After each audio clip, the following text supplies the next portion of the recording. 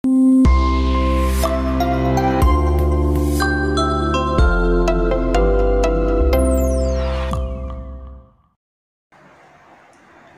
lagi di channel Omah Solusi Indonesia Studio Jambi.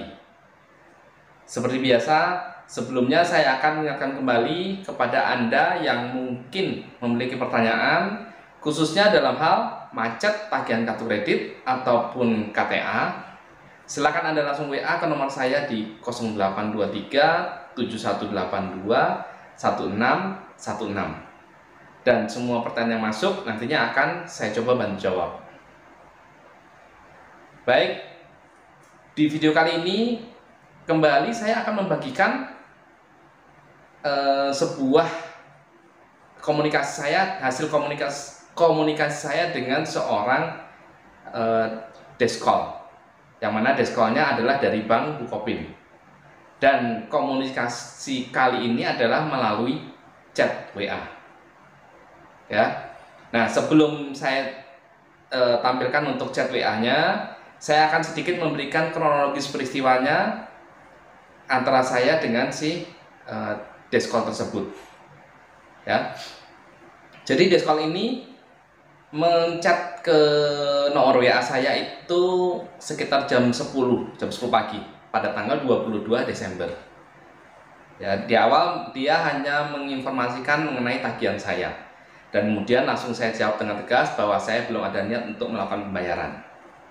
Nah, setelah saya katakan, saya ketik, saya jawab seperti itu, lalu dia mulai mengeluarkan sifat aslinya. Dia mulai arogan dengan memaksa-maksa saya untuk melakukan pembayaran. Intinya saya harus melakukan pembayaran.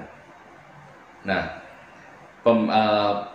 komunikasi berlanjut sampai akhirnya dia mencoba menelpon saya melalui WA.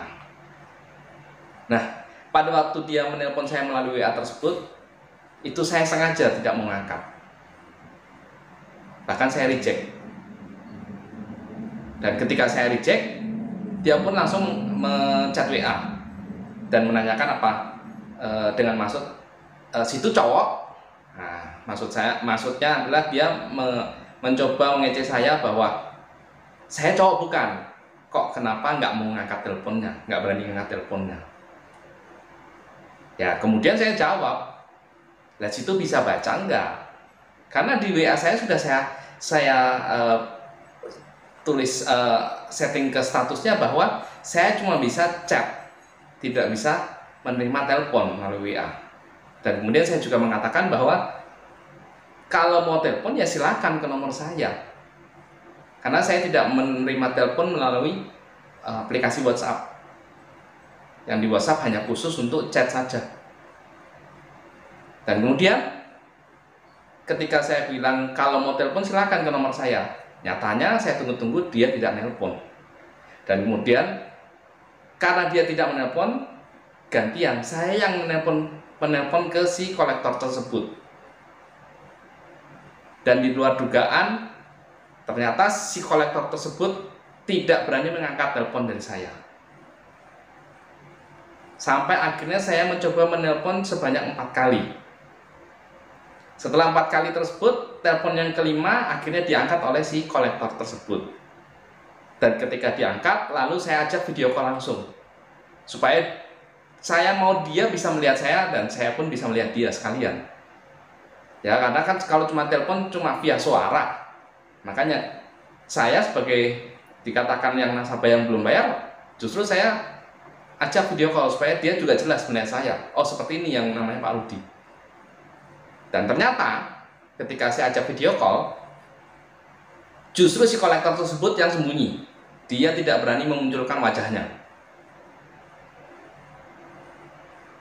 Dan bahkan di waktu saya video call tersebut, saya sengaja mengatakan bahwa lah kok malah kolektornya takut, ditelepon malah takut, nggak berani nongol wajahnya.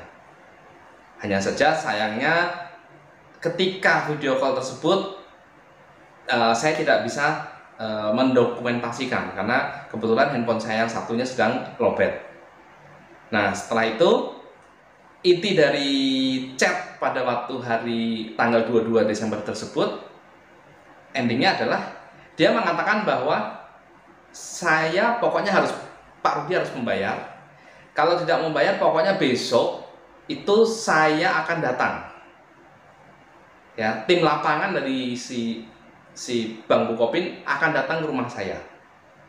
Intinya itu. Dan saya pun menjawab bahwa silakan datang. Kemudian saya pun langsung men-share lokasi saya.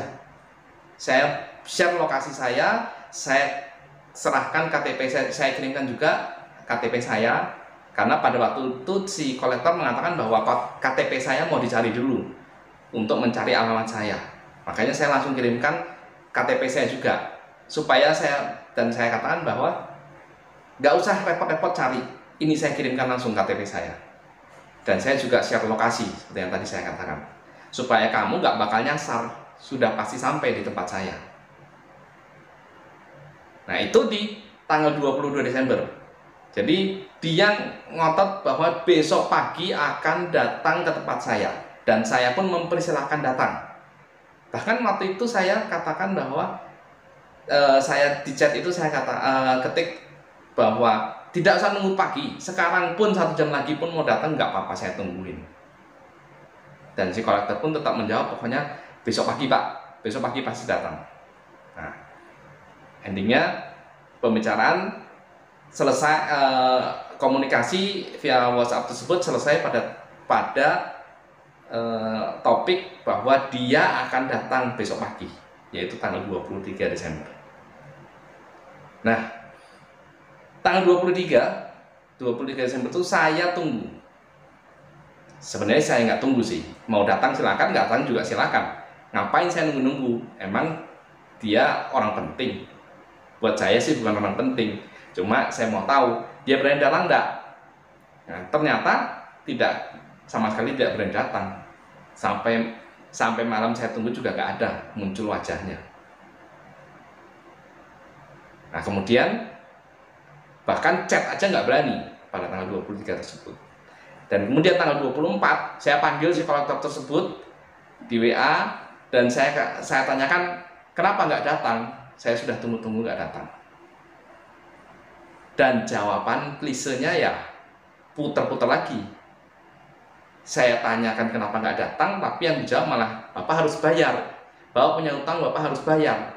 Itu buat saya itu nggak menjawab pertanyaan saya. Dan di chat yang tanggal 24 Desember tersebut, endingnya itu akhirnya si kolektor tersebut memblokir saya, memblokir nomor WA saya. Nah, itu yang lucu. Biasanya nasabah yang macet yang memblokir nomor kolektor. Di sini justru kolektor yang memblokir nomor nasabah. Padahal tugas dia adalah menagih kepada nasabah yang sedang macet, yaitu kepada saya. Malah nomor saya diblokir sama dia. Aneh kan? Nah, itulah yang ingin saya tunjukkan kepada Anda. Ya, ketika si kolektor berarogan ria, memberikan gertak-gertak, ya kita nggak usah takut. Dia mau gertak ataupun tidak, kita tidak usah takut. Kalau memang dia tidak menggertak, ya sudah. Seperti dia bilang mau datang, silakan datang. Saya juga nggak takut.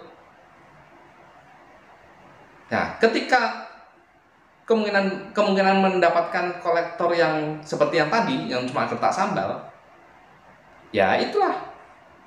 Ketika Anda berani, dia yang takut malahan. Bahkan nomor Anda malah diblok. Seperti saya, nomor saya diblok. Dan dia nggak berani muncul lagi akhirnya. Demikianlah kronologisnya komunikasi saya dengan si kolektor tersebut, yang sampai hari ini dia pun tidak pernah muncul dan mengaku namanya siapa. Ya, itulah kolektor. Mereka tidak pernah kita ketahui namanya siapa. Kalaupun mereka menyebutkan nama, belum tentu nama tersebut adalah nama asli mereka. Mereka tinggal mengaku, oh nama saya A, nama saya B. nama saya C. Ketika Anda coba cari, Anda telepon ke kantor, tidak ada yang namanya itu biasanya.